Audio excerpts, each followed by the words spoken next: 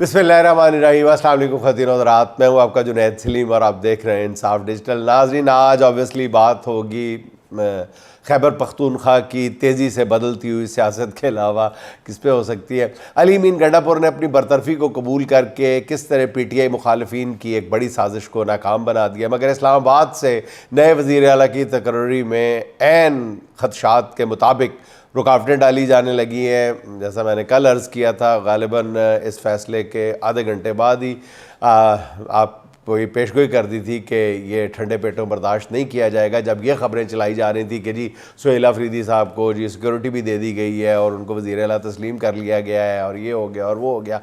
اس خادم نے اس وقت بھی آپ کو بتایا تھا کہ یہ فیصلہ اتنی آسانی سے نہیں ہونے دیا جائے گا، اور سہیل آفریدی کے خلاف پروپیگنڈے کا ایک طوفان آ گیا ہے۔ کیا وہ بطور وزیر اعلیٰ حلف اٹھا پائیں گے اور ان کے لیے چیلنجز کیا ہوں گے اگر ایسا ہو گیا؟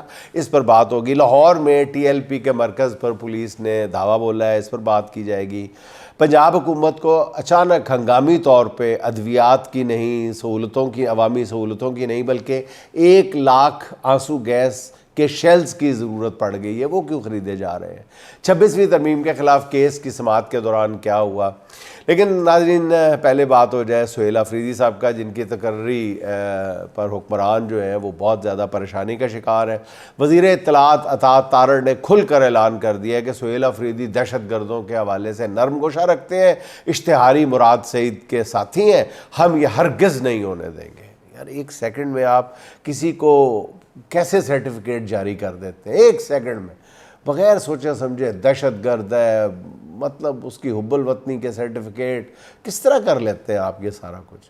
لیکن میں ایک بات کلیئر کر دوں، پاکستان کی سیکورٹی پالیسی اسلام آباد میں بنتی ہے، کابل میں نہیں۔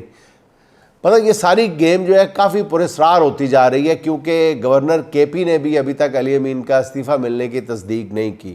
ذرائع کا یہ کہنا ہے کہ اسلام آباد میں کئی اہم شخصیات نے سر جوڑ لیے ہیں کہ سہیل آفریدی کا راستہ کیسے روکا جائے۔ آج ذرائع یہ کہتے ہیں کہ سب کے سامنے اپنے استعفے پر آفیشلی سابق وزیر اعلیٰ یا موجودہ وزیر اعلیٰ، موجودہ تو نہیں رہے جب انہوں نے استعفیٰ دے دیا ہے، گنڈا پور صاحب نے اپنے ریزگنیشن پہ باقاعدہ سائن کر دیے ہیں سارے ایم پی ایز کے سامنے۔ اچھا ناظرین، دوسری تو عمران خان کا کہنا یہ ہے کہ وزیر اعلیٰ خیبر پختونخوا جو مرضی ہو جائے سہیل آفریدی ہوں گے۔ حالانکہ کل یہ چند صاحب جو ہیں بڑے تیقن کے ساتھ کہہ رہے تھے کہ جی بدل دیں گے عمران خان فوری طور پہ، ایک دن کے اندر ہی آپ دیکھ لیں گے کہ امیدوار بدلا جائے گا۔ تو انہوں نے، عمران خان نے اپنے وہی اسی دبنگ لہجے میں کہا کہ جی میں نے جس امیدوار کا نام اناؤنس کرنا تھا کر دیا ہے، ہن تسی جو کرنا ہے کر لو، امیدوار میں نہیں جے تبدیل کرنا، بالکل ٹھوک کے کہہ دیا۔ اور اگر 2 دن میں وزیر اعلیٰ کی تبدیلی کا پروسیس مکمل نہ ہوا تو عمران خان کہتے ہیں کہ مزاحمت کریں گے۔ اڈیالہ جیل کے باہر گفتگو کرتے ہوئے سلمان اکرم راجہ نے بتایا کہ عمران خان نے پنجاب اسمبلی کی اسٹینڈنگ کمیٹیوں سے بھی استعفیٰ دینے کی ہدایت کر دی ہے، اور انہیں خیبر پختونخوا میں نئی حکومت بنتے ہی کابینہ میں بھی تبدیلیوں کی ہدایت کر دی ہے انہوں نے۔ اچھا، مزمل اسلم جو ہے مشیر خزانہ خیبر پختونخوا جو ہیں، ان کو کہا گیا ہے کہ وہ اپنا کام جاری رکھیں گے، جبکہ نئے وزیر اعلیٰ خیبر پختونخوا صوبائی وزراء اور کابینہ خود تشکیل دیں گے۔ علی امین گنڈا پور کی سیاست کا ناظرین ایک فیز تمام ہوا۔ اپنے گزشتہ ویلاگ میں عرض کیا تھا کہ یوں لگتا ہے کہ علی امین ہی نہیں، ان کے خاندان کی سیاست کا چیپٹر بھی کلوز ہوتا ہوا نظر آ رہا ہے، مگر وزارت اعلیٰ سے ہٹائے جانے پر علی امین نے جس رد عمل کا مظاہرہ کیا ہے، میں نے گزشتہ روز بھی ان کے اس رسپانس کی تعریف کی تھی اور آج بھی مجبور ہوں یہ تعریف کرنے پہ۔ یقین کریں ان کے اس رد عمل نے کم از کم مجھے تو بہت حیران کیا ہے، کیونکہ اپنے استعفے میں یہ کہنا کہ میرے لیڈر نے مجھے جو امانت سونپی تھی وہ میں ان کو واپس کر رہا ہوں۔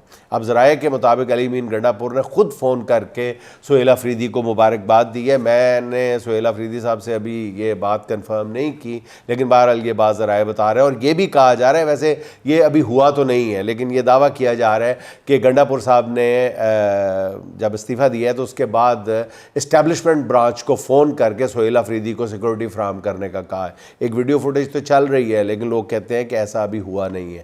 اس سے پتہ چلتا ہے کہ علی امین گنڈا پور کا بہرحال فیصلہ یہی ہے کہ انہیں سیاسی طور پہ ابھی زندہ رہنا ہے۔ ذرائع کے مطابق علی امین گنڈا پور کی برطرفی کا پیغام موصول ہوتے ہی کچھ حلقوں کی جانب سے علی امین کو پیغام بھجوایا گیا کہ جی ڈٹ جاؤ، قدم بڑھاؤ، علی امین ہم تمہارے ساتھ ہیں. تو پیچھے مڑ کے دیکھا نواز شریف صاحب کہتے ہیں نا کوئی بھی نہیں سی. تو علی امین کو بھی یہ پیغام بھیجا گیا تھا کہ جی آپ قدم بڑھائیں, ڈٹ جائیں, ہم آپ کو بچا لیں گے. اور لیکن اس بار علی امین ان کے جال میں نہیں پھنسے. یہ عمران خان کے خلاف میرا خیال ہے کہ پلان اے تھا جو علی امین گڈھا پور کی وجہ سے ناکام ہو گیا. اس کے بعد علی امین کو وہیں سے پیغام بھیجا گیا کہ آپ یوں کریں چلیں پھر آپ کے بھی اسمبلی توڑ دیں. یہ پلان بی تھا. علی امین نے اس پر بھی عمل کرنے سے انکار کر دیا. اب ذرائع کے مطابق پلان سی پر عمل کرنے کی کوشش ہو رہی ہے, جس کے تحت علی امین کے خلاف اپوزیشن ارکان کی جانب سے تحریک عدم اعتماد جمع کرا دی جائے گی, تاکہ اس پروسیس میں 6 سے 7 روز مزید مل جائے, تاکہ اس دوران سہیل آفریدی کے خلاف پلان تیار کر لیا جائے یا کیسز تیار کر لیے جائیں یا کوئی نئی سازشوں کا جال جو ہے وہ بنا جا سکے. مگر اس پر بھی عمل درآمد مشکل نظر آ رہا ہے, کیونکہ علی امین کا استعفیٰ جو ہے وہ گورنر کے پی کو موصول ہو گیا ہوگا یا ہونے والا ہوگا. ایک کا خیال یہ بھی ہے کہ گورنر استعفے کی منظوری تاخیر سے کریں گے. اب دیکھنا یہ ہے کہ یہ گزشتہ روز بھی میں نے آپ کی خدمت میں عرض کیا تھا کہ ایک پتہ گورنر کے پاس بھی موجود ہے. 3-4 جو پلانز ہیں ان میں سے ایک پلان جو ہے وہ گورنر کی طرف بھی جاتا ہے, گورنر ہاؤس کی طرف اس کا راستہ جاتا ہے, اور وہ تاخیری عرب میں ہے, اس سے زیادہ کچھ نہیں. اب دیکھنا یہ ہے کہ وہ کیا کرتے ہیں, وہ گورنر صاحب کیا کرتے ہیں. وہ کوئی بھی سازش جو ہے وہ علی امین کی شمولیت کے بغیر پروان نہیں چڑھا سکتے. وہ اس موڈ میں نظر نہیں آ رہے. تینوں پلان ناکام ہوتے دیکھ کر اب چوتھا محاذ جو ہے وہ سہیل آفریدی کے خلاف پروپیگنڈے کا کھول دیا گیا ہے. سوشل میڈیا پر وہی اکاؤنٹ سہیل آفریدی کے خلاف متحرک ہے جو عام طور پر حکومتی بیانیہ آگے بڑھاتے ہیں. کہا جا رہا ہے کہ جی سہیل آفریدی کا تعلق ٹی ٹی پی سے ہے, کبھی کہا جا رہا ہے کہ سہیل آفریدی کے پی ٹی ایم سے مراسم ہے. یہ پروپیگنڈا ابھی کیا جا رہا ہے کہ سہیل آفریدی جو ہے وہ منشیات کا اسمگلر بھی ہے. جو منہ میں آتا ہے, جو الزام ہو سکتا ہے لگاتے جا رہے ہیں. ابھی دیکھیں آگے کیا ہوتا ہے. مطلب ایک بندہ جو 1.5 سال سے ناظرین ایک صوبے میں وزیر تھا, تب نہ اس کا کوئی ٹی ٹی پی سے تعلق تھا, نہ وہ منشیات کا اسمگلر تھا, لیکن جیسے ہی وہ وزیر اعلیٰ نامزد ہوتا ہے اس میں ہر طرح کا عیب جو ہے وہ نظر آنا شروع ہو گیا. اس سے اندازہ ہوتا ہے کہ وزیر اعلیٰ کے لیے سہیل آفریدی کا انتخاب نون لیگ کو یا حکمرانوں کو کسی ایسی جگہ پہ جا کے لگا جہاں انہیں بہت تکلیف ہو رہی ہے. دوسری طرف پی ٹی آئی کے اندرونی حلقوں میں سہیل آفریدی کی جس طرح پرجوش انداز میں پذیرائی کی جا رہی ہے, امیدیں جگائی جا رہی ہیں, علی امین کے خلاف جس طرح کے جذبات کا اظہار کیا جا رہا ہے, یہ بھی بہت سارے لوگوں کے لیے پیغام ہے کہ قیادت سے کٹ کر جو بھی حکمرانی کے مزے میں کھو جائے گا, کارکنوں کے دلوں میں اس کا احترام بھی ختم ہو جائے گا. اچھا ناظرین, لاہور میں صورتحال کشیدہ ہے, جہاں تحریک لبیک کے مرکز میں پولیس نے دھاوا بولا ہے. ٹی ایل پی نے لاہور سے اسلام آباد غزہ مارچ کا اعلان کیا تھا, اور ٹی ایل پی نے اسلام آباد میں امریکی سفارت خانے تک جانے کا پروگرام بنایا ہوا تھا. یہ مارچ جمعے کے روز سے لاہور سے شروع ہونا تھا, مگر 2 روز پہلے ہی پولیس نے ٹی ایل پی کے مرکز پر دھاوا بول دیا.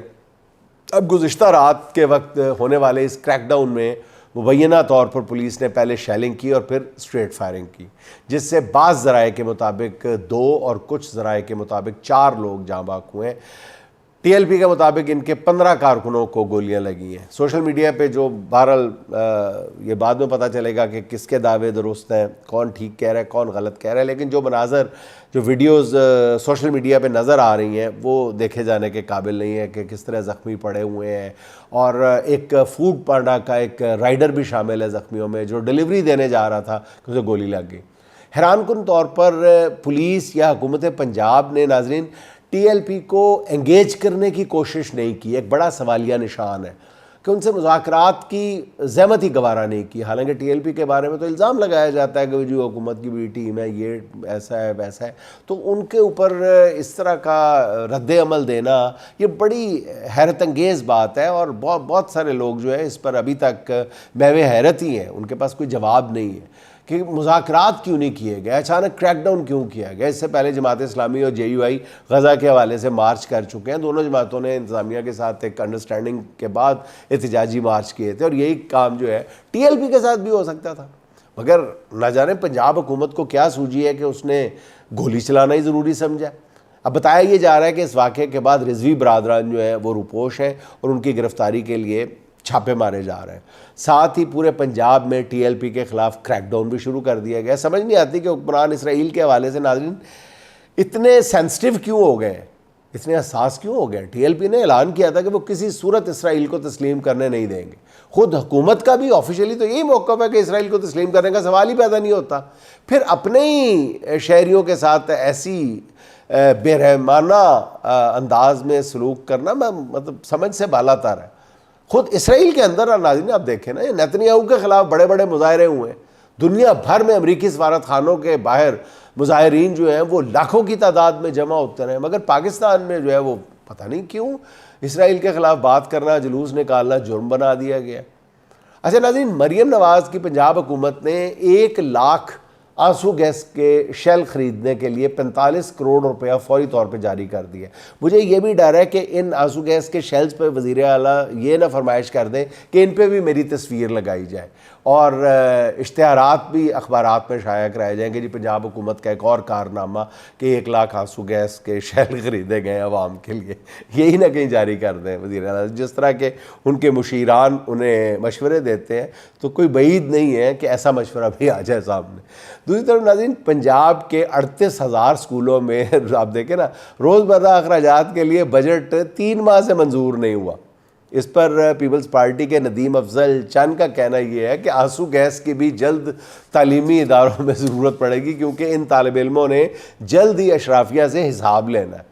ویسے کسی کی بھی سمجھ میں نہیں آ رہا کہ ہنگامی طور پر 1 لاکھ آنسو گیس کے شیل خریدنے کی ضرورت کیوں آن پڑی ہے. آنسو گیس کے شیلز کی ہنگامی خریداری سے ناظرین یہی اندازہ ہوتا ہے کہ حکومت نے آنے والے دنوں کے لیے کس طرح کی تیاری کی ہوئی ہے یا ان کے پاس کیا اسٹریٹجی ہے. بہرحال پتہ چل جائے گا. اچھا ناظرین, سپریم کورٹ میں 26ویں ترمیم کے خلاف کیس میں بڑی دلچسپ صورتحال پیدا ہو گئی ہے. آج ایڈوکیٹ منیر ملک صاحب بہت سینئر آدمی ہیں, اپنے فیلڈ کے ماہر ہیں, اپنے مشاق کھلاڑی ہیں, انہوں نے دلائل دی ہیں. آج کی سماعت کے دوران جسٹس مسرت ہلالی صاحبہ کے ریمارکس نے ساتھی ججز کو نہیں پوری قوم کو چونکا کے رکھ دیا ہے. ان کا کہنا یہ تھا کہ ہمیں آئینی ترمیم سے پہلے کی پوزیشن پر جانا ہوگا. 26ویں ترمیم کے بعد آنے والے ججز کو فل کورٹ میں نہیں بیٹھنا چاہیے. یہ بڑے حیرت انگیز ریمارکس تھے جسٹس ہلالی کی طرف سے. اس پر جسٹس مندوخیل کافی پریشان ہوئے, کافی جزبز ہوئے. ان کا کہنا یہ تھا کہ 26ویں آئینی ترمیم کے بعد آنے والے کو جو بھی ہے ججز جو ہیں ان کو بیچ میں نہ رگڑا جائے. یہ عجیب و غریب دلیل تھی. انہوں نے کہا جی 26 ترمیم کے بعد آنے والے ججز کو نہ بیچ میں رگڑا جائے. اس پہ جسٹس محمد علی مظہر بھی بول پڑے, جن کا کہنا یہ تھا کہ 26ویں آئینی ترمیم کے بعد سپریم کورٹ آنے والے ججز اس ترمیم کے بینیفیشری نہیں ہیں. اس پر منیر ملک صاحب نے کہا کہ جی 26ویں ترمیم میں سپریم کورٹ کی تعریف نہیں بدلی گئی. آرٹیکل 176 اب بھی اصل شکل میں موجود ہے کہ سپریم کورٹ چیف جسٹس اور تمام ججز پر مشتمل ہے. سپریم کورٹ کا اختیار بھی نہیں چھینا گیا. فل کورٹ بطور سپریم کورٹ آج بھی یہ کیس سن سکتی ہے. اس پر جسٹس عائشہ ملک نے ریمارکس دیے کہ آپ چاہتے ہیں کہ آئینی بینچ جوڈیشل اختیارات کا استعمال کر کے فل کورٹ تشکیل دے. آپ قانونی ترمیم کے خلاف جاتے ہوئے اصل آئین کا سہارا لے سکتے ہیں, نہ کہ آئینی ترمیم کا, نہ کہ ترمیمی آئین کا, تبدیل شدہ آئین کا. ان ریمارکس پر عدالت کا ماحول جو ہے وہ لگتا تھا کہ جیسے فل کورٹ کے حق میں بنتا ہوا نظر آ رہا ہے. جس پر جسٹس جمال میاں مندوخیل نے پوچھا کہ جی اگر ہم سپریم کورٹ کے تمام ججوں پر مشتمل آئینی بینچ بنانے کا کہہ دیں تو آپ کو منظور ہوگا. جس پر منیر ملک صاحب نے جواب دیا کہ اگر 26ویں آئینی ترمیم سے پہلے والے ججوں پر مشتمل فل کورٹ بناتے ہیں تو ہمیں قبول ہوگا.